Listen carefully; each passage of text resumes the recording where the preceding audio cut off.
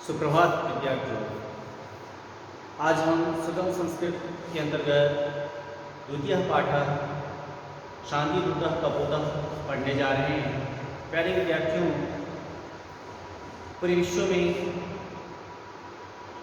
शांति की स्थापना बहुत जरूरी है। आज पूरा विश्व ऐसा प्रतीत होता है मानो ज्वालामुखी के मुहाने पर खड़ा हो, क्योंकि विश्व के बहुत सारे देशों ने परमाणु बम जैसे घातक हथियार अपने पास रखे हुए हैं और इस कारण से जो तृतीय विश्व युद्ध की जो संभावना है वो बहुत ज़्यादा बढ़ गई है। आप लोग यदि समाचार वगैरह देखते सुनते हों तो आपको मालूम होगा कि किस तरीके से अमेरिका, चाइना, रशिया, ये तालिबान, ईरान, इराक, तो इस तरह से और भारत, पाकिस्तान और चीन के बीच का जो तनातनी है वो सब आप देखते सुनते आ रहे हैं। तो ऐसी स्थिति में जो शांति की जो अनिवार्यता है वो और ज़्यादा बढ़ जाती है। प्यारे विद्यार्थियों, इस पाठ में दो राजाओं के बीच युद्ध की स्थिति उत्पन्न हो जाती है, लेकिन समझदारी से काम लेने पर, सोच विचार करने पर वो युद्ध टल जाता है। तो इस पाठ में आइए जानते हैं क्या कुछ है। पृष्ठ संख्या 10, द्वितीय पाठ शांति दूतः कपोतः। प्राचीन काले काशी नगरे वीरसिंह नाम राजा आसीत्। आसीत् का मतलब था। तो प्राचीन काल में, पुराने समय में काशी नगर में वीरसिंह नाम का एक राजा रहता था। प्रतिवेशी नृपेण सूर्य प्रकाशेन सह तस्य मैत्री आसीत्, कि उनके पड़ोसी राज्य का, यानी प्रतिवेशी का मतलब है पड़ोसी राज्य का, तो जो राजा था सूर्य प्रकाश उनका नाम था, तो उनके साथ उनकी क्या थी? मैत्री थी, यानी मित्रता थी। 15 वर्षाणि अभवन् तयोः देशयोः अपि मतभेदः न अभवत्। बहुत समय बीत गए थे, उन दोनों के बीच किसी प्रकार का जो भेदभाव था, यानी मतभेद या लड़ाई झगड़े नहीं हुए थे।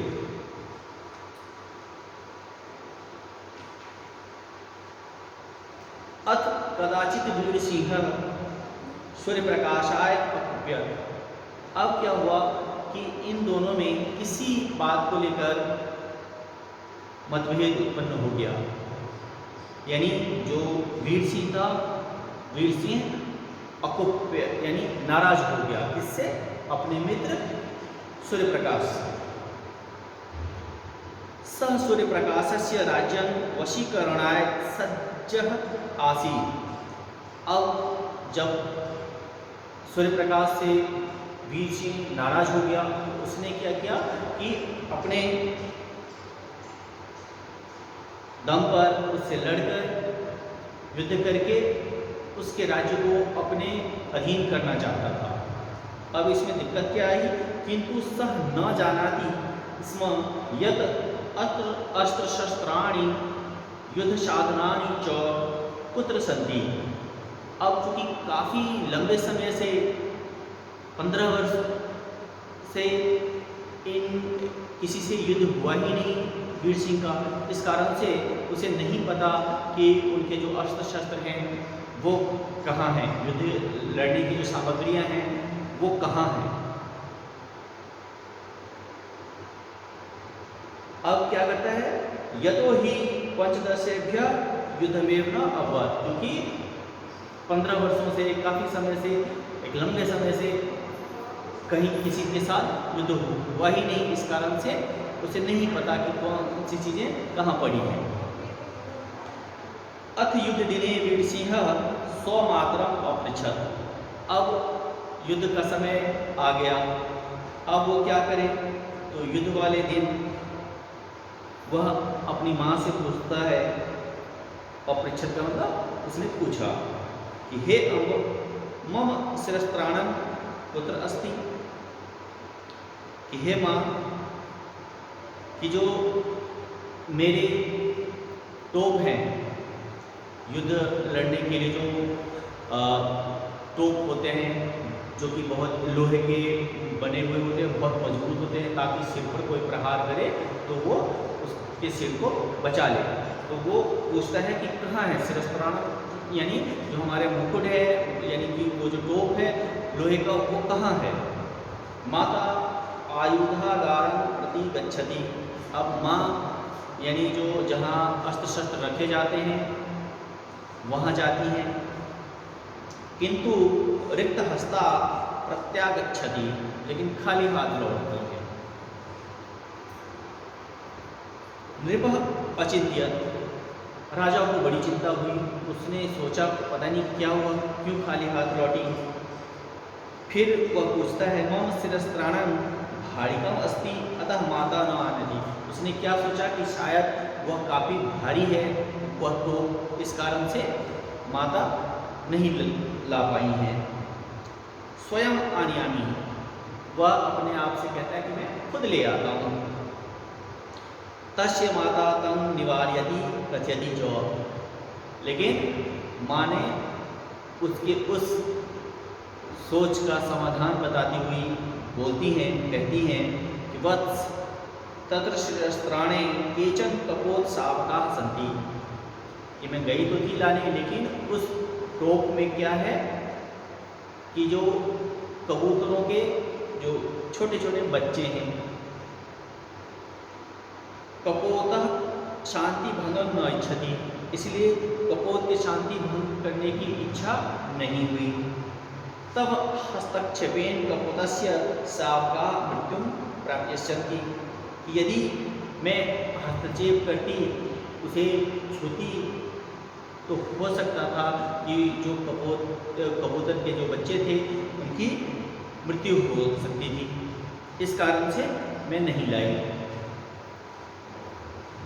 राजा मातुः वचनं पालयति, अब क्या है कि राजा अपने माँ के वचन का पालन करता है, क्योंकि वो क्या कहती हैं कि हमें उसकी शांति भंग नहीं करनी है, उसकी जो मृत्यु हो सकती है उनके बच्चों की, हमें वैसा भी कुछ नहीं करना है। स शिरस्त्राणं विना युद्ध क्षेत्रम अगच्छत्। अब चूंकि माँ ने आदेश दिया कि तुम उस जो टोप है उसको नहीं छुओगे, उसे वहाँ से नहीं लाओगे। अब वो क्या करे, युद्ध में तो जाना ही जाना है, तो अब वो बिना मुकुट के, बिना उस टोपी के ही युद्ध क्षेत्र में वह पहुँच जाता है। सूर्य प्रकाश तम अपृच्छत, सूर्य प्रकाश जो कि उसका मित्र था, अब दोनों आमने सामने हैं, युद्ध की बिल्कुल आशंका है, वहाँ सैकड़ों हजारों सैनिक मारे जा सकते थे। ऐसी स्थिति में भी सूर्य प्रकाश वीर सिंह से पूछता है, क्या पूछता है? केन कारणेन त्वं शिरस्त्राणं न धारयसि, कि किस कारण से तुम शिरस्त्राण यानी टोपी नहीं पहन कर आए हो? दोनों पहले मित्र रह चुके हैं और लंबे समय तक मित्र रह चुके हैं, इस कारण से सूर्य प्रकाश पूछता है कि तुम अपने सर कटवाने के लिए आए हो, टोपी क्यों नहीं पहनी तुमने? जवाब देता है वीर सिंह सर्वं वृत्तांतम अकथयत, जो सारी बातें हैं, घटनाक्रम, वो सब बता देता है कि किस तरीके से उस टोपी में जो कबूतर हैं उनके बच्चे पल रहे हैं, तो इस कारण से, और माँ ने कहा कि इसकी शांति भंग नहीं करनी है, इस कारण से मैं बिना टोपी के ही युद्ध क्षेत्र में आ चुका हूँ।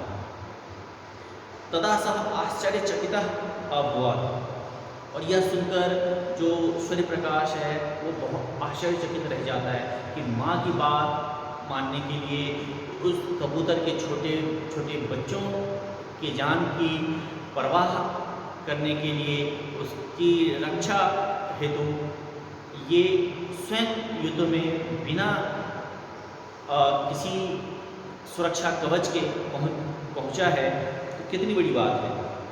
और इस कारण से उसने कहा, अहो तम माता धन्या या कपोत सावका नाम अपनी नासम न वाचती, कि तुम्हारी माँ धन्य है, धन्यवाद की पात्र हैं कि वो छोटे छोटे पशु पक्षियों के बारे में भी, कबूतर के बच्चों के बारे में भी सोचती हैं,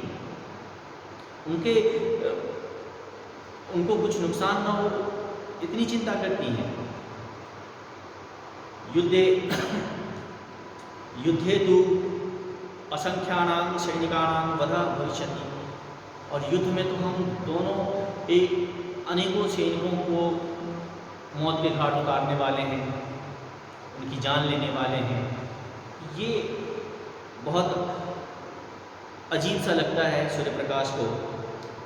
किमिदम उचितम, क्या यह उचित है कि हम आपसी रंजिश के कारण, मतभेद के कारण इतने लोगों की जानें लें? क्या यह उचित है? आवाम अभी शांति में रक्षावा, कि हम दोनों आवाम अभी, आवाम अहम, आवाम का मतलब हम दोनों, और अभी का मतलब भी, शांति में रक्षावा, हम दोनों भी शांति की रक्षा करेंगे। अधुना कपोतः शांति दूतः अस्ति, आज जो हमारा शांति दूत है वो कौन है? कबूतर है।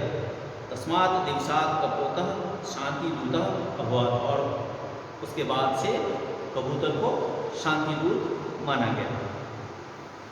तो उम्मीद करता हूँ प्यारे विद्यार्थियों, यह पाठ आपको समझ में आ गया होगा, शांति के महत्व समझ में आ गए होंगे।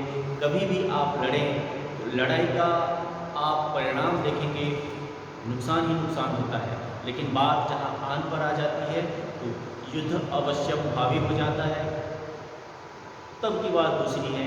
अन्यथा हमें शांति के हर मार्ग अपनाने चाहिए जिससे शांति स्थापित हो सके, न केवल अपने घर परिवार में बल्कि देश समाज में भी। धन्यवाद। यह पाठ आप लोगों को के लिए बहुत ही लाभकारी सिद्ध हो, इस उम्मीद के साथ अगली कक्षा में हम एक नए पाठ के साथ, अध्याय के साथ मिलेंगे। तब तक के लिए जय हिंद।